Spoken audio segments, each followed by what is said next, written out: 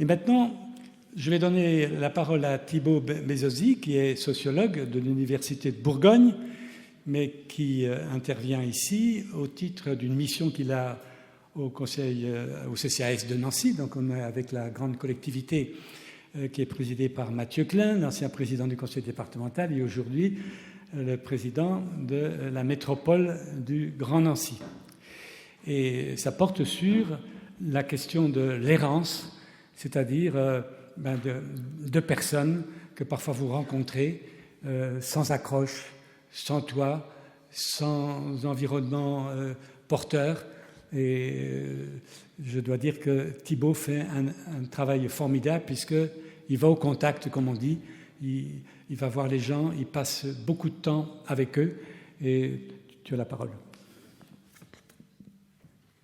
Donc, je vous remercier dans un premier temps. Et puis, vous présenter un petit peu le plan de mon intervention qui devrait durer une vingtaine de minutes, durant lesquelles j'ai préparé un petit exposé. Je voudrais revenir avec vous sur les travaux que je mène depuis plus de 6 ans maintenant à Nancy, on est dans le contexte local, sur, et j'ai même envie de dire, avec les sans-abri de la ville, en lien évidemment avec les opérateurs de l'action sociale, les collectivités locales et les services déconcentrés de l'État.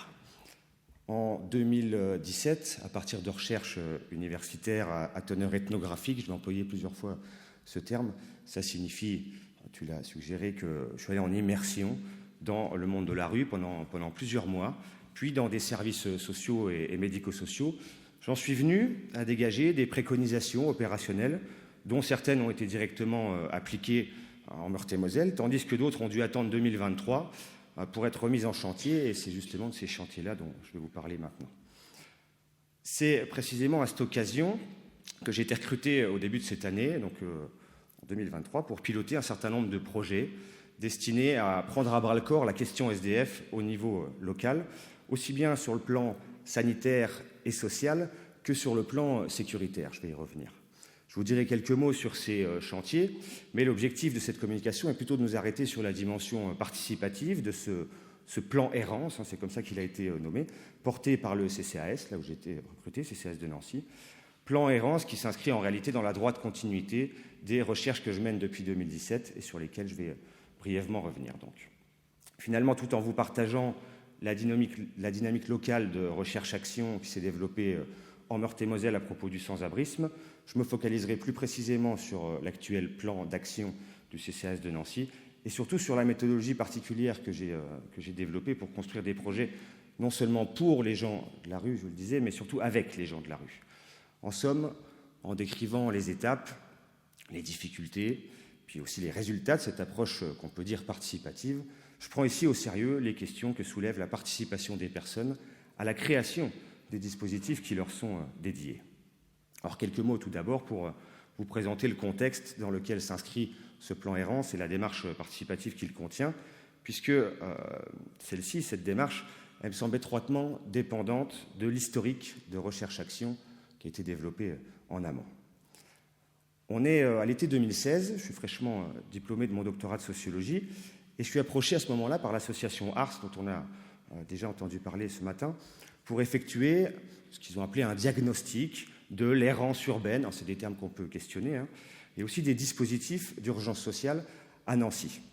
Alors face à cette demande, qui est aussi une commande institutionnelle, qui consiste à comprendre, pour le dire vite, le non-recours aux services sociaux, notamment aux services d'urgence. J'ai été supervisé par Hervé Marchal, que certains d'entre vous connaissent, qui est aujourd'hui professeur de sociologie à l'Université de Bourgogne.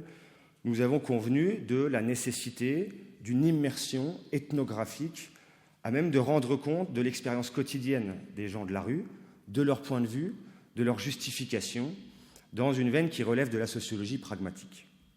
C'est ainsi qu'entre septembre 2017 et avril 2018, j'ai passé un peu plus de 8 mois dans le monde de la rue, c'est comme ça que je l'appelle, quasi quotidiennement, en me présentant comme un étudiant ou comme un universitaire qui avait le projet d'écrire un livre sur la rue, afin de partager le quotidien de ceux que j'appelle désormais mes informateurs, ceux qui m'informent sur leur réalité, sans aller jusqu'à dormir dehors tout de même, c'est important que je le précise. J'ai donc fréquenté et utilisé des places publiques, le hall de la gare, des parkings souterrains, des squats, des foyers d'hébergement, des lieux d'accueil et de distribution de repas, ou encore des centres de réduction des risques liés aux addictions, des CARUD. Tout cela en faisant la manche, en occupant la rue, en participant aux activités ordinaires des gens de la rue, de jour comme de nuit.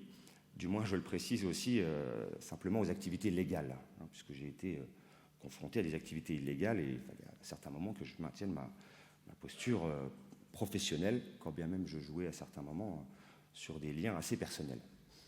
Je passe rapidement ici, mais l'enjeu d'une telle méthodologie consiste d'abord à entrer en relation avec les informateurs, les gens de la rue, pour mieux les observer, recueillir leurs paroles dans un deuxième temps, afin de pouvoir repartir de leur point de vue, de leurs savoirs expérientiels, dans une optique analytique qui entend proposer, in fine, des recommandations, des pistes d'action visant à adapter les services sociaux au public, là où on demande, à mon avis, trop souvent au public de s'adapter aux services sociaux.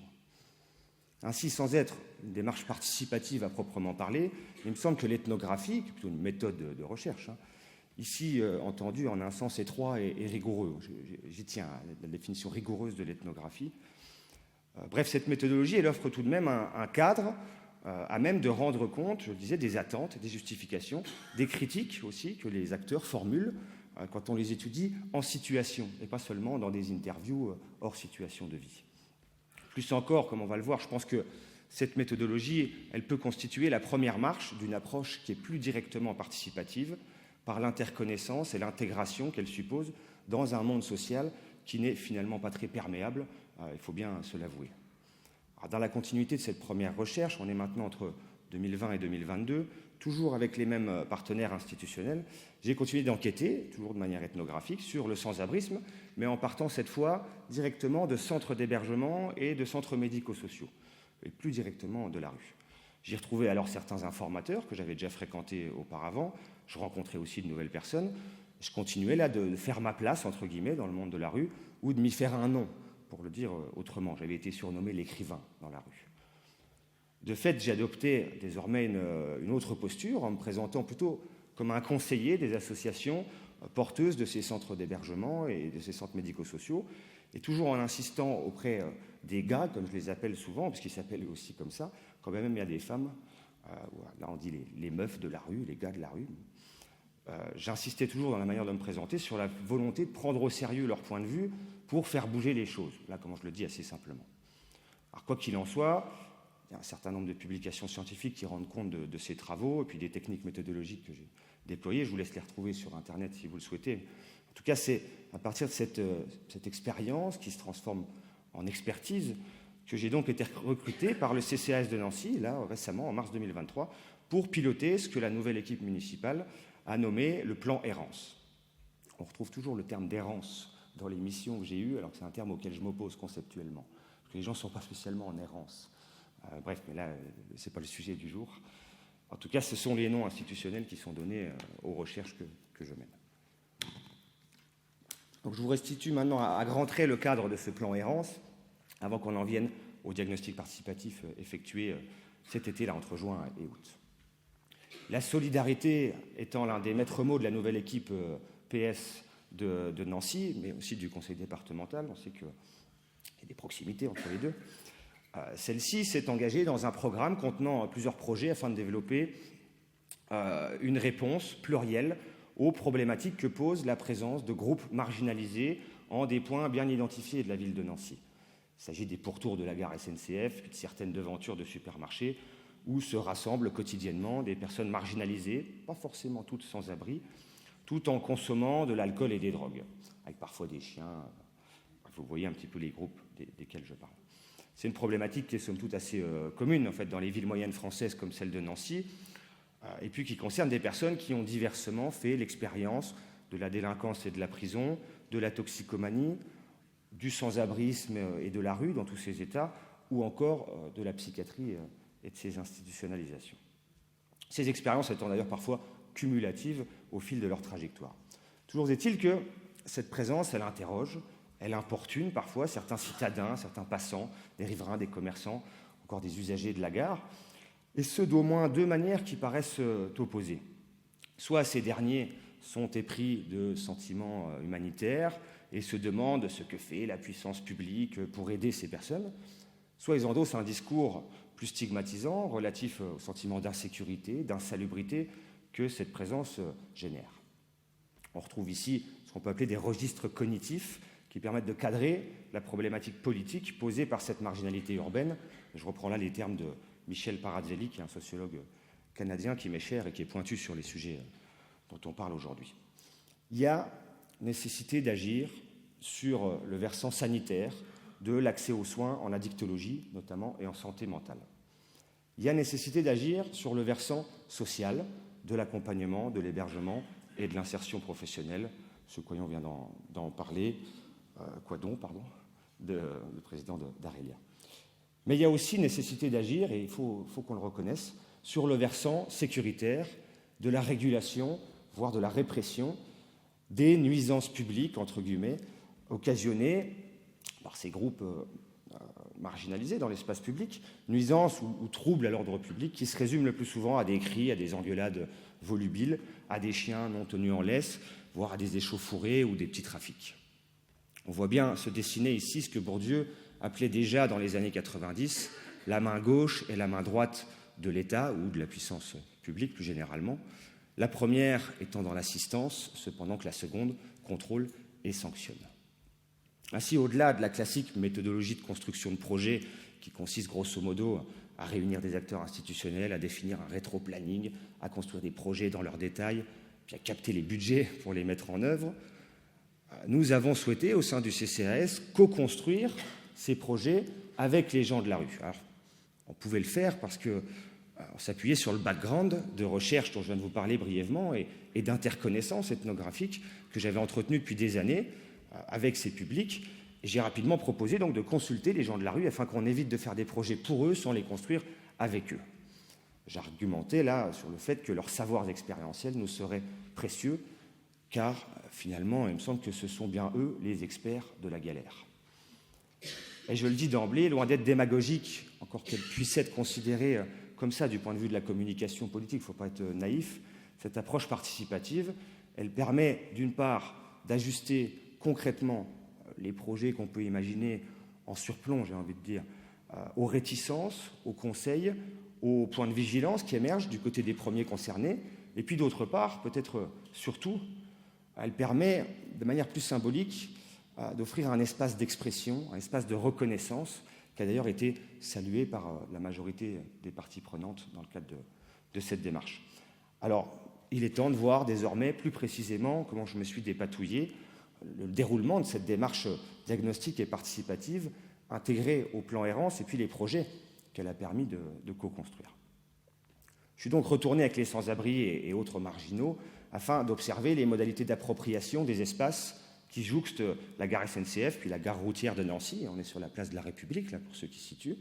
J'observais aussi les éventuelles nuisances publiques occasionnées par la présence de ces groupes marginalisés, les modalités d'intervention de la police municipale, mais surtout, l'enjeu, c'était pas seulement d'observer, mais de les interroger, ces gens, à propos des projets que nous imaginions pour eux, afin d'en infléchir la construction au regard de ce qu'ils en pensaient.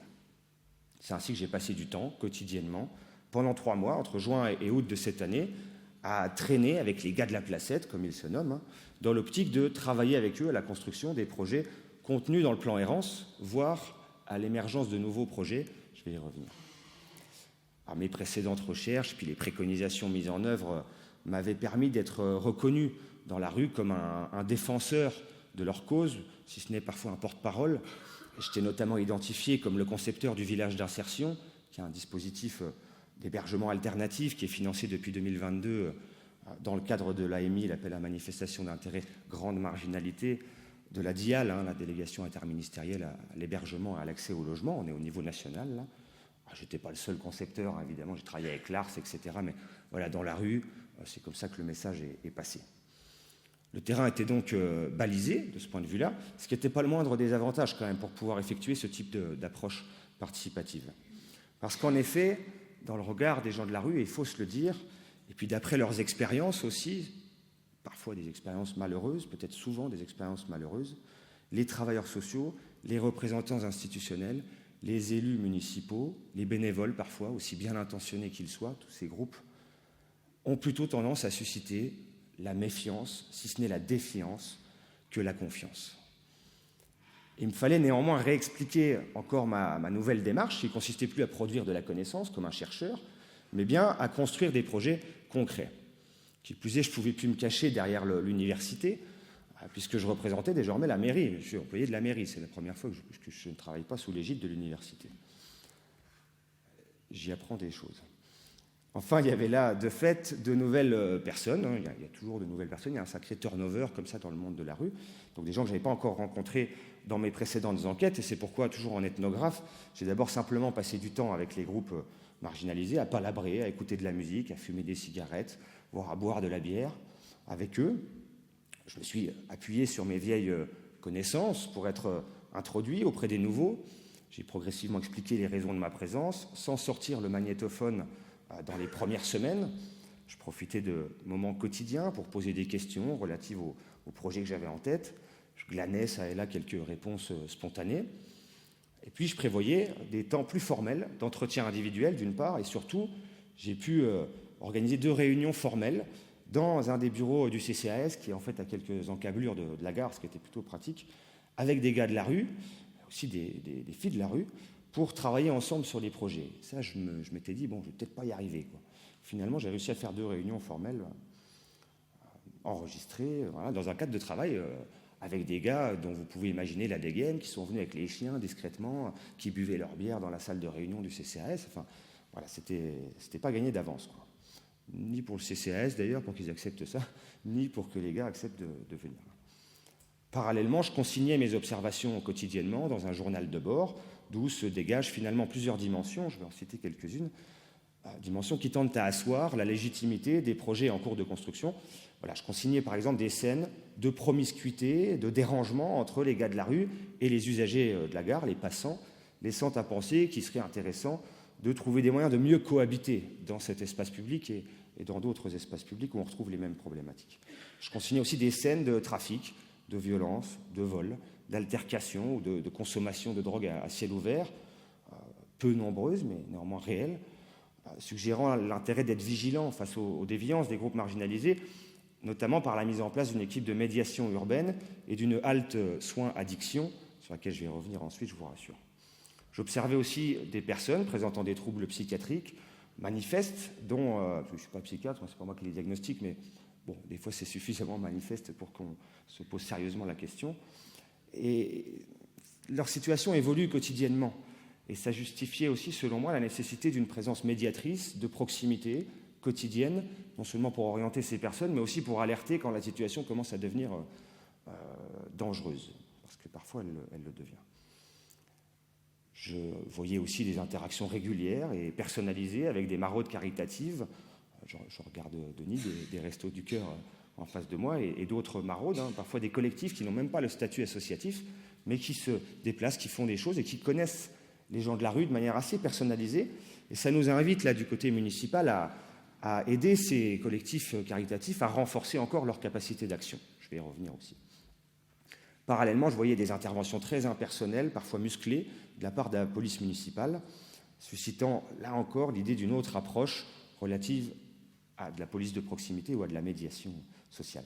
Enfin, je constatais l'importance de ces territoires. Ce sont des espaces qui deviennent des territoires pour les gens de la rue, qui les contrôlent d'une certaine manière, qui en régulent déjà les usages entre eux.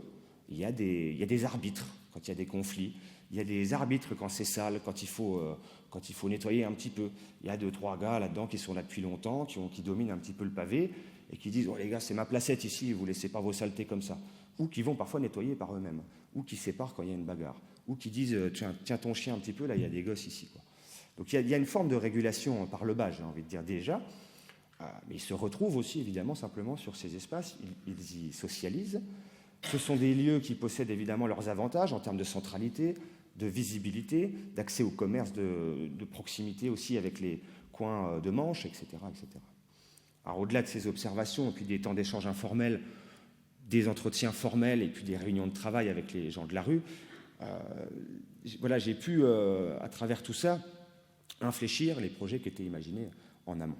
La parole des personnes marginalisées elle a permis d'identifier des points de vigilance assez insoupçonnés au départ, tout en confirmant aussi la pertinence de ces projets. Sur le plan sanitaire, c'est, je l'ai suggéré, le déploiement d'une halte soins addiction, ou HSA, et ça a soulevé de nombreuses discussions. C'est le nouveau nom qui est donné aux salles de consommation à moindre risque, ou plus vulgairement, les salles de shoot. L'enjeu étant de sécuriser les consommations, de faciliter l'accès aux traitements de substitution et aux soins en addictologie, et aussi de réduire les scènes ouvertes de consommation sur les places publiques ou dans les parkings souterrains notamment. D'après les gens de la rue, celle-ci devra être discrète, accessible depuis le centre-ville, ne pas être surveillée par la police, ça on pouvait s'y attendre, et ne pas conduire aussi, et ils sont vigilants là-dessus, à inciter les gens, particulièrement les jeunes, à la consommation. Cela dit, la perspective de faciliter l'accès à la substitution, qui n'est pas toujours facile d'accès pour eux, méthadone, Subutex, et aussi de pouvoir rencontrer des professionnels plus facilement, a été accueilli largement positivement. À un niveau plus proprement social, je vois le temps qui passe, mais je crois qu'on a un petit peu d'avance, Jacques. Bon, je peux y aller, merci. À un niveau plus proprement social, le plan Errance consiste à mettre en place, et elle va ouvrir à la fin de ce mois, une bagagerie solidaire, une bagagerie laverie, dont les horaires et le fonctionnement ont été adaptés pour correspondre aux attendus des gens de la rue, du moins de ceux que j'ai pu consulter, au regard de leur quotidien, au regard aussi de leur réticence à être soumis à un accompagnement social pour pouvoir en bénéficier, ce qui est parfois le cas de certains services sociaux. Ce sera tenu par la Croix-Rouge. Au même endroit, sur les locaux actuels du 32 de la rue, qui vient de déménager, le dispositif d'accueil de jour de l'Ars, c'est là qu'au rez-de-chaussée, vous retrouverez la bagagerie solidaire de la Croix-Rouge, qui s'appellera la bagagerie du 32. Et le CCAS, dans les mêmes locaux, souhaite mettre à disposition des bénévoles et des associations caritatives les locaux, les étages, et un emploi de coordinatrice, elle est déjà recrutée, afin de fédérer leurs maraudes et de développer leurs actions. On a là encore, j'aurais pu en parler, développer toute une démarche participative avec les assises nancéennes des solidarités le 1er juillet dernier, des cahiers de consultation qui ont été diffusés auprès d'un maximum d'acteurs. Je pense que certains d'entre vous, j'espère en tout cas, ont été informés, voire sont venus à ces moments-là, pour qu'on construise ensemble ce qui s'apparente au modèle parisien de la fabrique des solidarités. On s'est inspiré de ce modèle que je vous invite à aller consulter sur Internet. Les gens de la rue souscrivent largement à cette initiative, évidemment, compte tenu de l'importance qu'ils accordent à ces maraudes et des liens qu'ils ont créés avec les bénévoles. Liens très personnels, qui n'ont parfois rien à voir avec la posture distanciée et professionnelle des travailleurs sociaux. Tout ça étant complémentaire, ce n'est pas forcément critique dans ma bouche. Ça peut l'être à d'autres égards. Sur un versant plus sécuritaire, l'une des missions du plan Errance consiste à développer une approche qui s'inscrit, je l'ai déjà suggéré, dans la proximité, la personnalisation des rapports avec les gens de la rue. Cette philosophie, elle émane notamment des commentaires des groupes marginalisés. Il s'agira d'abord de sensibiliser et d'outiller la police municipale à ces publics, j'y vais d'ailleurs cet après-midi, mais surtout de déployer une équipe de médiation urbaine qui serait accueillie positivement par les gars dès lors que les médiateurs aideraient à maintenir le calme au sein des groupes et surtout ne seraient pas des indiques de la police. Là, il va falloir être très vigilant sur l'articulation entre cette équipe de médiation et la police municipale.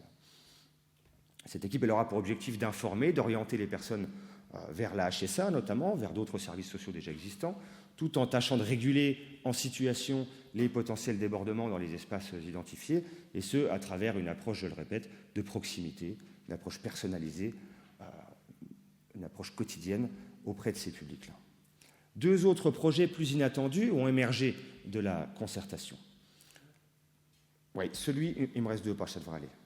Celui, d'une part, d'un camping pour sans-abri, je l'appelle comme ça pour l'instant, accessible à pied depuis le centre-ville, ce qui éviterait aux personnes de s'installer le long des rives de Meurthe et dans les parkings souterrains.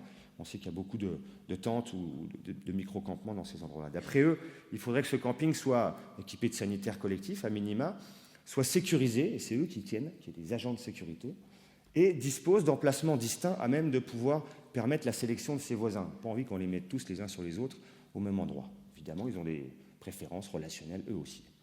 Par ailleurs, deuxième projet qui a émergé de la concertation, sur la place devant la gare, mais peut-être à d'autres points, les gens de la rue se sont aussi positionnés sur la possibilité d'avoir un espace à eux, entre guillemets, où il serait à la fois moins dérangeant pour les gens autour, parce qu'ils sont conscients de déranger, et moins dérangés par la police municipale, parce qu'ils sont dérangés. ce que j'ai proposé d'appeler un espace de tolérance au rassemblement et aux consommations d'alcool. Alors eux voudraient qu'on y implante un point d'eau, des toilettes, des recharges électriques, un abri contre le soleil et la pluie, etc., d'autres types d'équipements. Alors, cette idée, elle soulève aussi des doutes de leur côté. Ils y voient d'une part le risque d'être parqués, voire stigmatisés. On fait un coin à nous, on nous met à l'écart. Il faudra être attentif si on va jusque-là, tout ça n'étant pas validé encore politiquement. Donc le risque d'être parqué et surtout, comme quoi ils sont conscients, le risque que ça accentue les débordements parce qu'ils risquent d'être réunis un peu les uns sur les autres avec l'alcool et ils ont conscience de ce que ça peut produire.